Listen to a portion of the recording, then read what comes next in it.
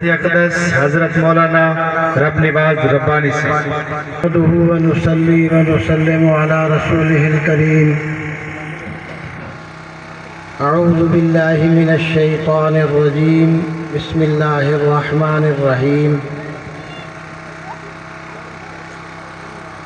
إنما يعمر مساجد الله من آمن بالله واليوم الآخر.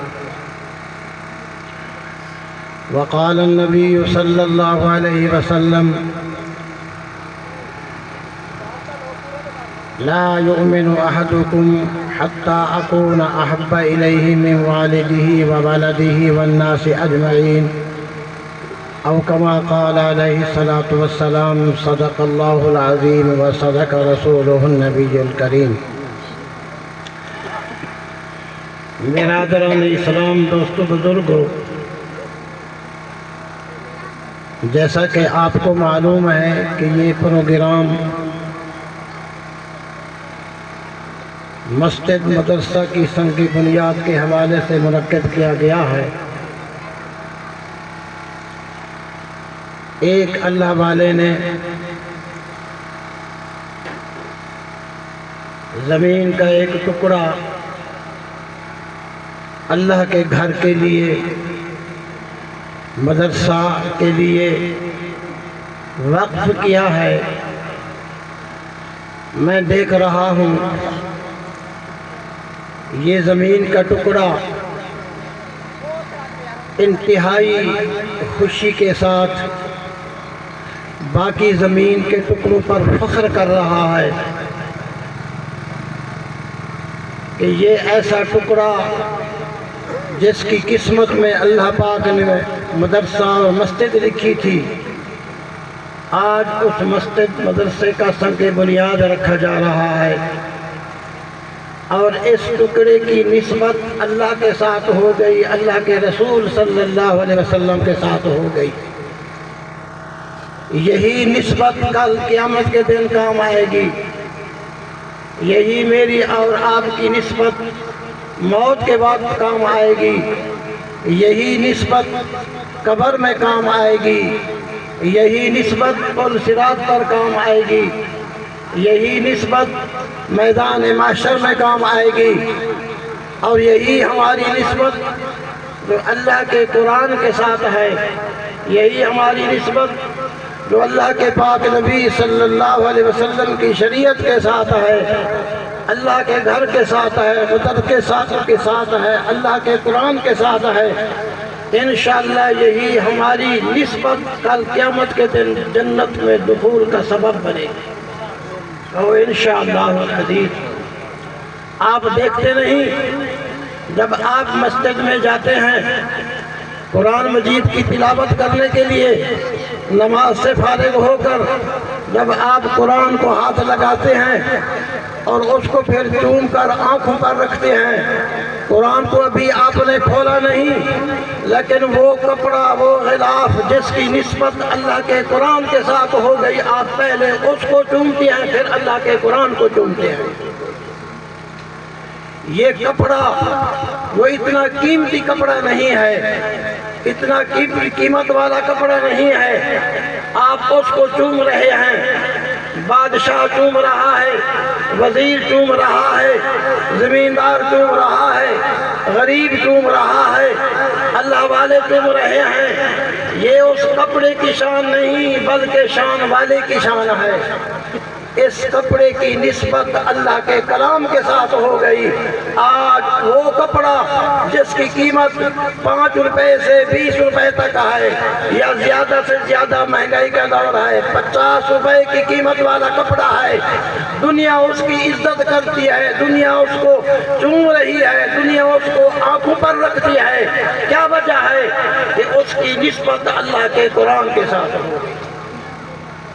ایک لکڑی ہے جس پر قرآن مجید رکھا ہوا ہے، طالب علم پڑھ رہے ہیں، بوڑھے پڑھ رہے ہیں اور نوجوان پڑھ رہے ہیں، لیکن ہم دیکھ رہے ہیں ہم بچوں کو پڑھاتے ہیں، ہم مسجد میں جاتے ہیں، ہم نے دیکھا کہ کوئی آدمی اس پھٹی اس چوکی کی طرف پیر کرنے کے لیے تیار نہیں ہے۔ کیوں؟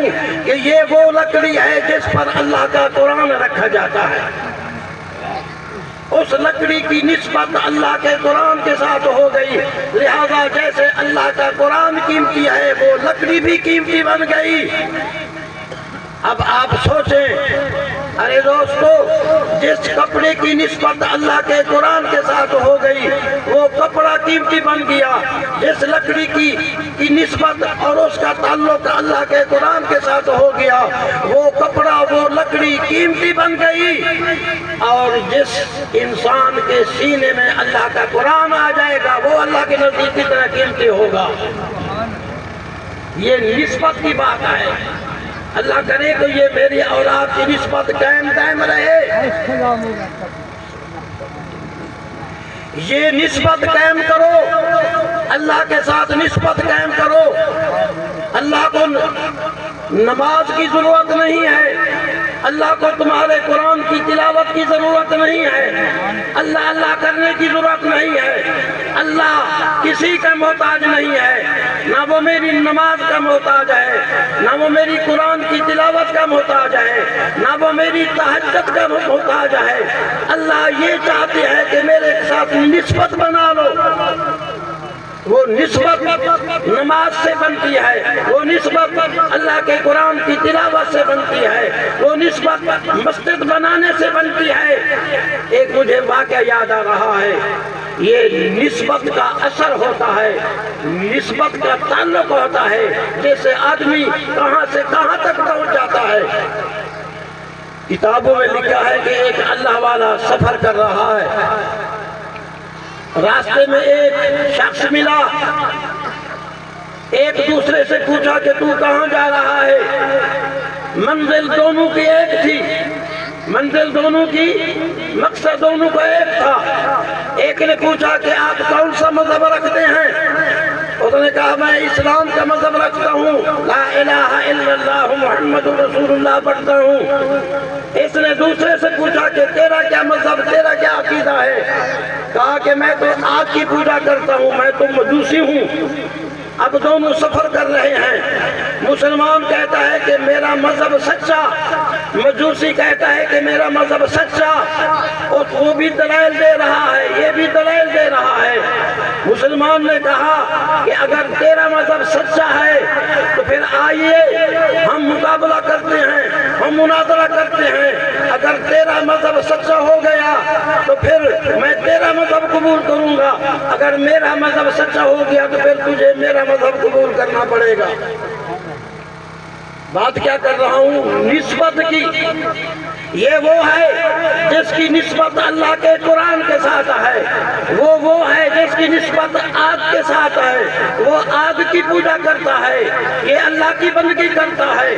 دونوں کا مناظرہ شروع ہو گیا، مناظرہ کرتے کرتے کرتے بات یہ طے ہوئی کہ اس اللہ والے نے کہا کہ بھی چلو تو آگ کی پوجا کرتا ہے، ہم ایک آگ کا چخا تیار کرتے ہیں، اس میں لکڑیاں ڈالتے ہیں، جب آگ کا چخا تیار ہو جائے گا تو بھی اس کے اندر چھلانگ لگا دے، میں بھی اس کے اندر چھلانگ لگا دیتا ہوں، جو سچا ہے وہ بچ جائے گا، وہ جھوٹا ہے وہ جل جائے گا۔ بات تو اصول کی ہے نا، بات تو ٹھیک ہے نا۔ اب دونوں تیار ہو گئے، مسلمان سچا تھا کیونکہ اس کی نسبت اللہ کے قرآن کے ساتھ تھی، اس کی نسبت اللہ کے ساتھ تھی، اس کی نسبت اللہ کے نبی صلی اللہ علیہ وسلم کے ساتھ تھی، یہ تو تیار ہو گیا۔ اب وہ جو آگ کی پوجا کرنے والا تھا اس کا عقیدہ غلط تھا، اس کا عقیدہ گندا تھا، اس کو اعتبار نہ آیا، یقین نہیں تھا، کیونکہ آگ تو جلا کر رکھ دیتی ہے نا۔ اب وہ پیچھے ہٹنے لگا، جو اسلام والا تھا، جو مسلمان تھا، اس نے اس کے بابو سے پکڑا، کہا کہ اب بھاگنے نہیں دوں گا، اب اس آگ کے چخے کے اندر چھلانگ لگانی پڑے گی۔ اب وہ بچنے کی کوشش کر رہا ہے، یہ اس کو کھینچ رہا ہے، آخرکار اس نے کھینچ کر آگ کے اندر کود پڑے، دونوں کود پڑے، یہ مسلمان بھی آگ کے اندر چلا گیا، وہ جو مجوسی تھا وہ بھی آگ کے اندر چلا گیا۔ ذرا غور کرنا، اب یہ جو مسلمان تھا یہ بڑا حیران، آگ نے نہ مسلمان پر اثر کیا نہ اس مجوسی پر اثر کیا۔ اب وہ تو خوش ہو گیا کہ شکر ہے میں جھوٹا تھا لیکن میں بچ گیا۔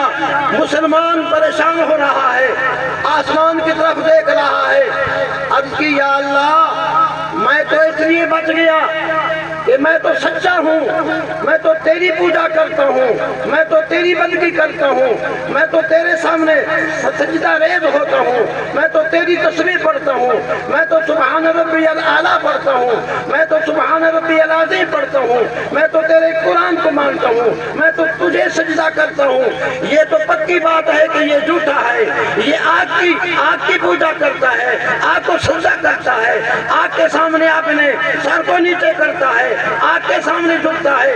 میرا تو بچ جانا یہ تو سچی بات ہے کہ میرا مذہب بھی سچا، تو بھی سچا، لیکن یہ کیوں بچ گیا؟ پریشانی یہ ہے یہ کیوں بچا؟ اللہ اکبر کبیرہ۔ اللہ نے ارشاد فرمایا میرے بندے تو سچ کہتا ہے، تو سچا ہے، یہ جھوٹا ہے، تو سچا ہے یہ اس میں کوئی شک نہیں ہے، یہ جہنمی ہے، یہ جہنم میں جائے گا، یہ جھوٹا ہے، تو سچا ہے، تو اس لیے بچ گیا، میں نے تجھے اس لیے بچا دیا کہ تو سچا مذہب رکھتا ہے، سچے قرآن کی پیروی کرتا ہے، سچے نبی کی پیروی کرتا ہے، لیکن تو میرا یار ہے، تو میرا دوست ہے، یہ دشمن ہے۔ میرے دشمن کا ہاتھ میرے دوست کے ہاتھ کے اندر لگ گیا، اس نسبت کی وجہ سے میں نے اس کو دنیا کی آگ سے بچا دیا۔ یہ ہے نسبت۔ ایک کافر ہے، ایک کافر کا ہاتھ ایک مسلمان کے ہاتھ میں آ جاتا ہے، اللہ کو رحم آ جاتی ہے۔ ارے دوستو، جب ایک کافر کا ہاتھ مسلمان کے ہاتھ میں آ کر اس کی جان آگ سے بچ جاتی ہے۔ میں تو مسلمان ہوں، آپ تو مسلمان ہیں، آپ تو اللہ کو ماننے والے ہیں، اللہ کو وحدہ لا شریک لہ ماننے والے ہیں، آپ تو لا الہ الا اللہ محمد الرسول اللہ پڑھنے والے ہیں۔ میرا عقیدہ ہے، آپ کا عقیدہ ہے کہ عزت اللہ کے ہاتھ میں ہے، ذلت اللہ کے ہاتھ میں ہے، خوشی اللہ کے ہاتھ میں ہے، غمی اللہ کے ہاتھ میں ہے، غریبی اللہ کے ہاتھ میں ہے، امیری اللہ کے ہاتھ میں ہے۔ جس کو چاہے عزت دے، جس کو چاہے ذلیل کر دے، جس کو عزت دینے پر آئے اسے ذلیل کوئی نہیں کر سکتا، جسے ذلیل کرنے پر آئے اسے عزت کوئی نہیں دے سکتا۔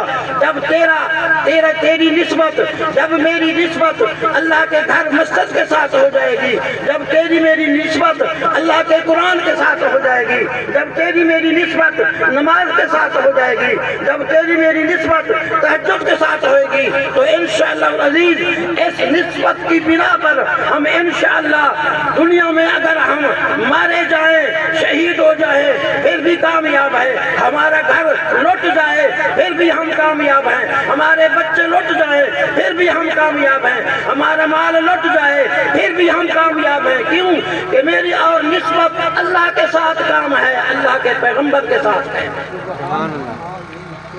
تو میرے محترم دوستو، 100 باتوں کی ایک بات یہ نسبت میں نے حدیث کے اندر پڑھا ہے کہ جس جگہ پر مسجد بنائی جاتی ہے، جس جگہ پر مسجد بن جاتی ہے، کل قیامت کے دن دنیا کے اندر جتنی مساجد ہیں ان کا تعلق بیت اللہ سے بنا دیا جائے گا، اس کا تعلق مسجد نبی کے ساتھ بنا دیا جائے گا، اور پھر ان سب مساجد والی جگہ کو جنت کے اندر شامل کر دیا جائے گا۔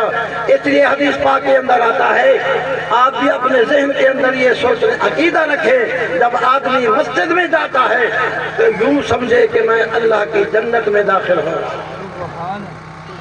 لیکن افسوس یہ ہے آج میرے دل میں مسجد کی قدر نہیں ہے، آج میرے دل میں مدرسے کی قدر نہیں ہے، آج میرے دل میں یہ نسبت نہیں ہے، اس نسبت کی اہمیت نہیں ہے۔ آپ اور میں خوش قسمت ہیں، اب یہ زمین جس اللہ والے نے یہ زمین کا ٹکڑا اللہ کی مسجد کو دیا ہے، جس اللہ والے نے یہ زمین کا ٹکڑا مدرسے کے لیے نامزد کیا ہے، مجھے امید ہے انشاءاللہ العزیز پکی بات ہے اس زمین کا ایک ایک حصہ، ایک ایک ٹکڑا، ایک ایک حصہ کل قیامت کے دن اس آدمی کے حق میں سفارش کرے گا، انشاءاللہ کل قیامت کے دن اس کی بخشش اور اس کی جنت کا سبب بن جائے گا۔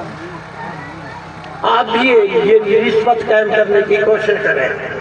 نسبت تو ہے، اللہ پاک نے مساجد بنا دی ہے، باقی رہی بات انگریز کوشش کر رہا ہے کہ یہ مسجدیں گرا دی جائیں، پاکستان میں ہو رہا ہے، پاکستان میں بھی مسجدیں گرائی جا رہی ہیں، لیکن یہ سن لینا چاہیے، ذہن کے ساتھ فیصلہ کر لینا چاہیے، یہ دین محمدی ہے، یہ کلمہ لا الہ الا اللہ محمد الرسول اللہ ہے۔ تورات ختم ہو گئی، انجیل ختم ہو گئی، زبور ختم ہو گئی، اور 104 کتابیں اللہ پاک نے نازل کی ہیں، سب کتابیں ختم ہو گئی۔ یہ قرآن وہ ہے جس کے بارے میں قرآن کہتا ہے اِنَّا نَحْنُ نَزَّلْنَا الذِّكْرَ وَإِنَّا لَهُ لَحَافِظُونَ۔ اس قرآن کو نازل کرنا بھی میں اللہ ہوں اور اس کی حفاظت کرنے والا بھی میں اللہ ہی ہوں۔ دنیا کی کوئی طاقت اس قرآن کو مٹا نہیں سکتی، یہ پکی بات ہے، پریشان ہونے کی ضرورت نہیں ہے، صرف اتنی بات ہے کہ میری نسبت اللہ کے قرآن کے ساتھ ہو جائے، میری نسبت اللہ کے دین کے ساتھ ہو جائے، میری نسبت مسجد کے ساتھ ہو جائے، میری نسبت پڑھنے اور پڑھانے کے ساتھ ہو جائے۔ میرے محترم دوستو، اللہ تبارک و تعالیٰ نے ہمیں یہ موقع دیا ہے، جا کر پوچھو فلسطین والوں کے ساتھ کیا ہو رہا ہے، آزاد جموں کشمیر کے اندر کیا ہو رہا ہے، مسلمانوں کے بعد کتنا ظلم ہو رہا ہے، مسلمانوں کی عزتیں لوٹی جا رہی ہیں۔ میرے اوپر کوئی امتحان نہیں آیا، آپ کے اوپر کوئی امتحان نہیں آیا، آپ بڑے خوشی کے ساتھ بغیر کسی پریشانی کے آپ مسجد میں جا رہے ہیں، مسجد آ رہے ہیں، آپ کو قرآن سے روکنے والا کوئی نہیں ہے، آپ کو مسجد سے روکنے والا کوئی نہیں ہے، آپ کو پڑھنے پڑھانے سے روکنے والا کوئی نہیں ہے۔ ان سے جا کر پوچھو جن کی مسجدیں ڈھا دی گئی ہیں، جن کے قرآن کو آگ لگا دی گئی ہے اور قتل و غارت کا بازار گرم ہے، ان کا کمال یہ ہے پھر بھی وہ کہہ رہے ہیں کہ انشاءاللہ حق حق رہے گا، باطل نیست و نابود ہو جائے گا۔ دعا کرتے ہیں کہ اللہ تبارک و تعالی ہم سب کو یہ نسبت قائم رکھنے کی توفیق عطا فرمائے۔ آمین ثم آمین، وآخر دعوانا ان الحمد للہ۔